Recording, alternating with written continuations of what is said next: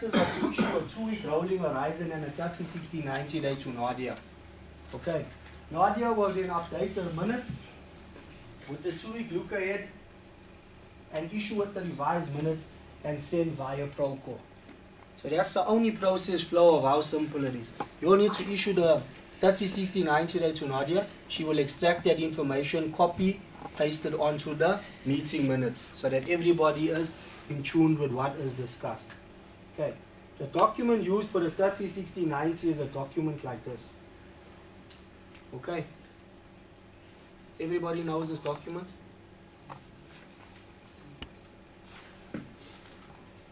Yep.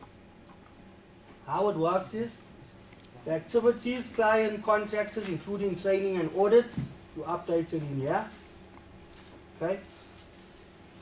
If it's site audits on your subcontractor, you're going to mention it here. Your area you don't need to mention. Hazard comments you don't need to unless there's a comment where you can say auditing pointings for an example's sake. Okay, that is part of your activities for the month that you say you're going to perform. Okay, your probable occurrence date is the date that you give the date that you're conducting the audits on. The probable control measures, if required, you're going to put it in. If not, it's not applicable. The responsible person who is going to conduct the audits, etc., the date that has been completed and who's it been verified by. Okay, that's the 30, 60, 90 day process. This is the right document that we're all supposed to be using for our 2-week look aheads and our 30, 60, 90s. But this, ladies and gentlemen, is pertaining more to safety activities that we are performing. So us as a safety department, what activities are we doing? For an example's sake, safety workshop conducted Saturday and Sunday. That was part of our activities that we performed today. Okay, so that will be part of Linde's 30, 60, 90 day process. If we schedule another workshop in a month or so or 2's time, that will then go into our 60 day. If Brennan has it on here that he's going to conduct audits on Stefanuti and Steinmuller on the 24th and 25th, he will put it into this document here. Okay, that's the 30, 60, 90 day. It's very different to a 2-week look ahead because 2-week look aheads are only pertaining to activities pertaining to construction work. Okay, this is more to see what are your plans for the month, what are your plans for the next 60 days, who you're planning on sending for training. If you risk assessments are going to be workshops. Yeah, what risk assessment workshops you're planning on conducting for that month? What activities are planned for the next month or 2 months time? What are the activities that you're planning to do within your company? Okay. And again, it does not have to be 100 points in this document. It is key important factors of what we need to be informed about, of what are you planning to do within your month. Are you doing DSTI training on your supervisors? Are you doing PTO training on your supervisors?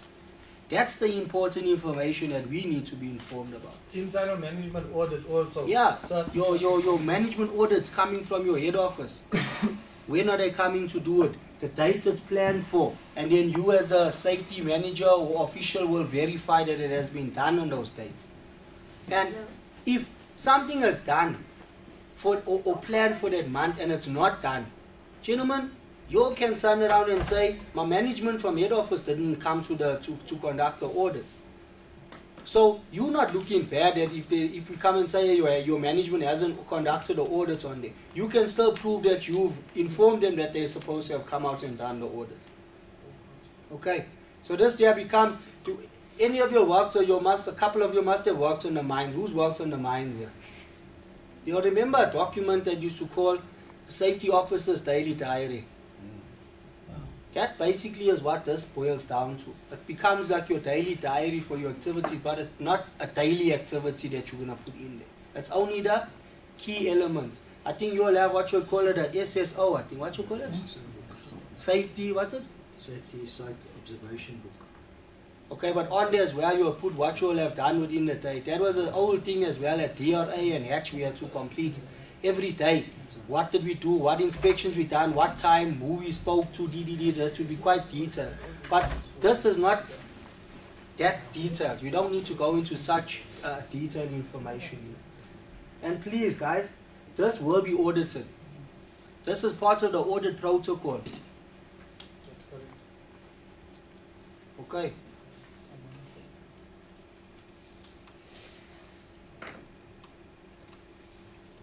Okay, that's 2-week rolling horizons.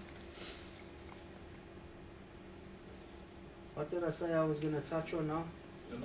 The last one. Okay, this one will be Mr. Loki Yoki. Need him up here. I just want to see. Okay, very similar to the site safety official presentation that you done, Lawrence. Just with a little bit more information with regards to the observation processes. Okay, you'll see this is all Linde information, and that's where the contractors come in. Okay, so just touch a bit on the items that I mentioned, but on the reports itself, Loki, you can go into the